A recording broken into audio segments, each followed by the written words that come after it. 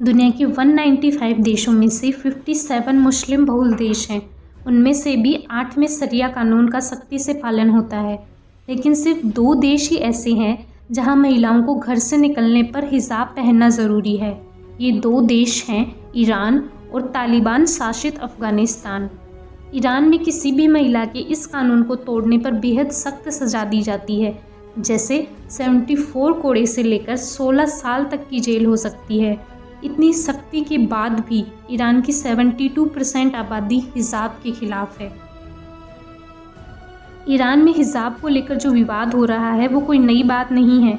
ये सिलसिला करीब 1 दशक से जारी है, लेकिन इस बार पुलिस कस्टडी में 22 साल की महशा अमीनी की मौत ने एंटी हिजाब मूवमेंट को और ज़्यादा भड़का दिया है। 22 साल की महशा अमीनी 13 सितंबर को कुर्दिस्तान से ईरान की राजधानी तेहरान अपने रिश्तेदारों से मिलने जा रही थी। अमीनी के सिर पर हिजाब था, लेकिन ईरान के कानून के मुताबिक उसने हिजाब को अच्छे से नहीं पहना था, जिसमें अमीनी के बाल दिखाई दे रहे थे।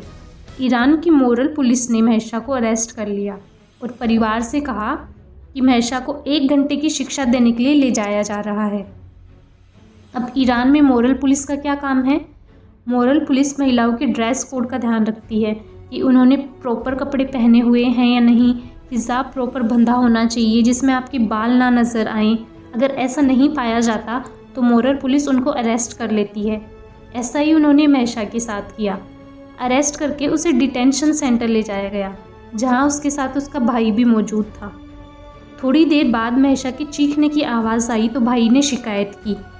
जल्दबाजी में एम्बुलेंस बुलवाकर मोरल पुलिस ने महशा को हॉस्पिटल में भर्ती करवा दिया। फिर ईरान सरकार का कहना था कि महशा को हार्ट अटैक आ गया और वो कोमा में चली गई।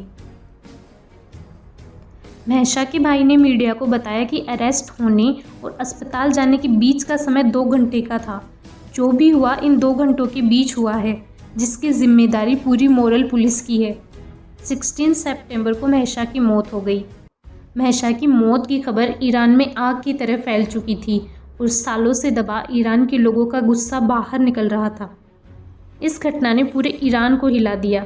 महिलाओं ने बीच सड़क पर आकर आंदोलन शुरू किया और अपने हिजाब को जलाना शुरू कर दिया। महशा अमीनी को जब मौत के बाद परिवार को सौंपा गया तो उसके कान से खून बह रहा था। मतलब ये बात तो साफ है कि महशा की मौत हार्ट अटैक से नहीं हुई है। गिरफ्तार करने के बाद मोरल पुलिस ने उसे वैन में पीटा होगा। उनकी ब्रेन की कंडीशन के अकॉर्डिंग उसे जोर से या तो डंडे से पीटा गया था या फिर दीवार या वैन में सर को जोर से भिड़ाया गया था, जिसके कारण वो कोमा में चली गई और बाद में उनकी मौत हो गई। लेकिन मोरल पुलिस और ईरान सरकार ने उसके खिलाफ किसी भी तरह की हिंसा के दावों से इनकार कर दिया।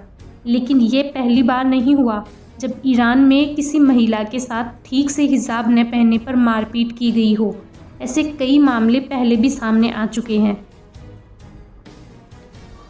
2007 में महिला अधिकारों के लिए आवाज़ उठाने वाली डॉक्टर ज़हरा बानी याकूब की जेल में मौत हो गई। 2012 में ईरानी मूल के कावुश शैद इमामी के साथ ऐसा ही कुछ हुआ। 2018 में ईरान सरकार की आलोचना करने के बदले साइबर पुलिस ने एक ब्लॉगर को अरेस्ट किया, सत्तार बहिश्ती। उनकी भी मौत हो चुकी है। अनुमान है कि ईरान में हिजाब कानून के उल्लंघन के आरोप में अभी 16,000 से ज़्यादा महिलाएं जेलों में भी हैं। हिजाब का जो संबंध है वो ईरान के इतिहास से जुड़ा हुआ है। साल 1936 की बात है। तब ईरान में पहलवी वंश के रेजा शाह का शासन था। वो पश्चिमी सभ्यता को ज़्यादा मानते थे। जो महिलाएं हिजाब और बुर्का पहनती थी उन पर उन्होंने बैन लगाना शुरू कर दिया। रेजा शाह के बाद उनके बेटे मोहम्मद रेजा पहलवी को गद्दी पर बैठाया गया। उस समय रेजा पहलवी के विरोधी थे रूह अल्लाह खोमेनी। 1964 में पहलवी ने खोमेनी को देश निकाला दे दिया। रेजा पहलवी को जनता अमेरिका के हाथों की कठपुतली कहने लगी। खोमेनी ने जनता के इस गुस्से का फ़ायदा उठाया और इस्लामिक क्रांति शुरू कर दी। फिर शुरू हुआ ईरान में क्रांति। वैसे तो ईरान में इस्लामिक क्रांति की शुरुआत 1978 में मानी जाती है, लेकिन इसके बीज जो हैं वो 1963 में ही पड़ गए थे। तब ईरान के शासक रेजा पहलवी ने श्वेत क्रांति का ऐलान किया।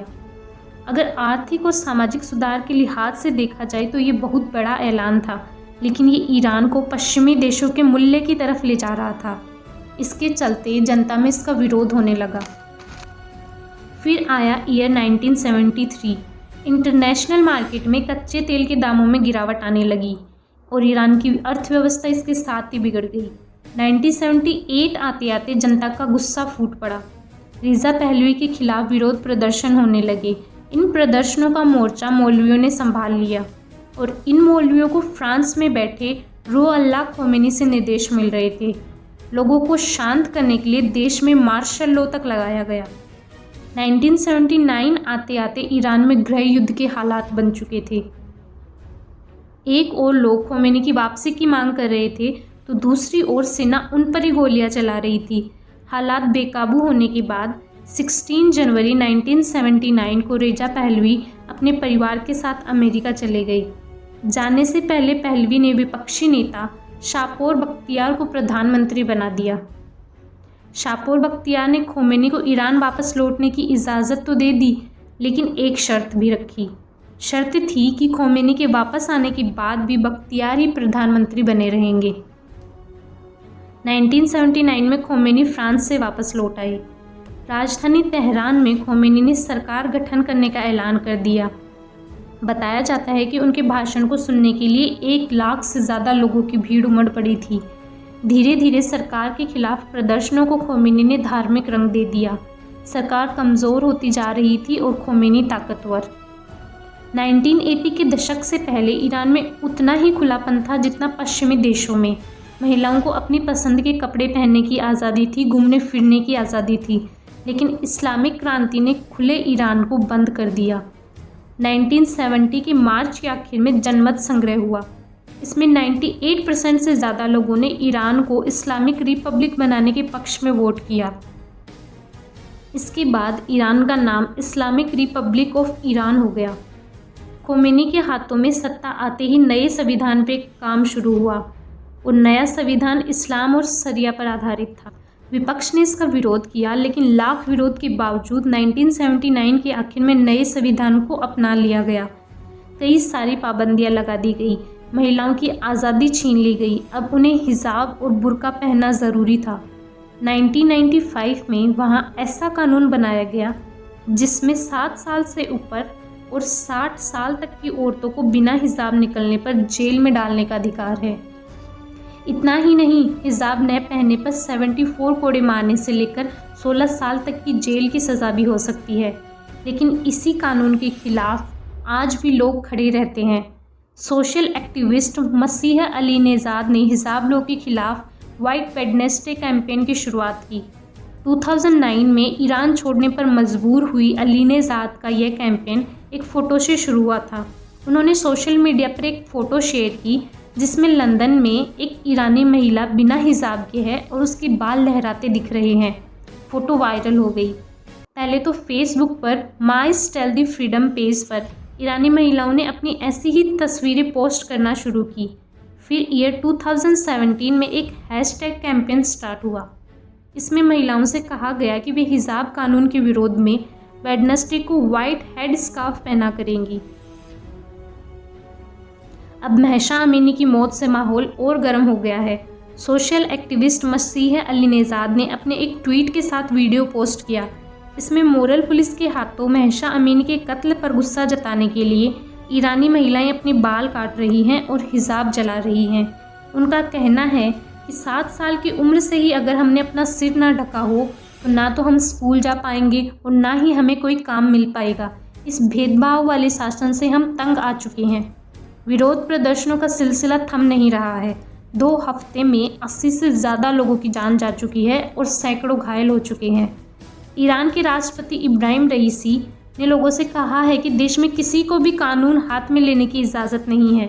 इसी के साथ ही ईरान सरकार के खिलाफ, इस कानून के खिलाफ बाकी देश भी आलोचना कर रहे हैं। लंदन के मानवाधिकार समूह एमनेस्टी इंटरनेशनल ने ईरान के सुरक्षा बलों के प्रदर्शनकारियों के खिलाफ गैर कानूनी और क्रूर हिंसा की सख्त आलोचना की है। इसके साथ ही जर्मनी की विदेश मंत्री एनालेना बेरबॉक चाहती हैं कि अमीनी की मौत के बाद यूरोपीय संघ ईरान पर प्रतिबंध लगाए। बेरबॉक ने कहा वह वो सब कुछ कर रही हैं जो ईरान में धर्म के नाम पर महिलाओं को पीटने और प्रदर्शनकारियों को गोली मारने के खिलाफ यूरोपीय संघ के प्रतिबंधों को आगे बढ़ाने के लिए कर सकती हैं। हिजाब क्रांति अब ईरान में ही नहीं दुनिया के कई देशों में पहुंच गई है। बाकी देश भी ईरान के लोगों को सपोर्ट करके सड़कों पर उतर आए हैं। तमाम अरब देशों में क्रांति फैल चुकी है। इस बार हिजाब के खिलाफ महिलाएं अपनी स्वतंत्रता लेकर रहेंगी और ये उनका हक भी है। हिजाब पहनना या न पहनना उनकी अपनी चॉइस होनी चाहिए, कोई कानून नहीं। अब हर तरफ एक ही शोर है, हिजाब नो मोर। अगर आपको हमारी जानकारी पसंद आई हो तो हमारी वीडियो को लाइक, शेयर एंड सब्सक्राइब करना ना भूलें। Thank you.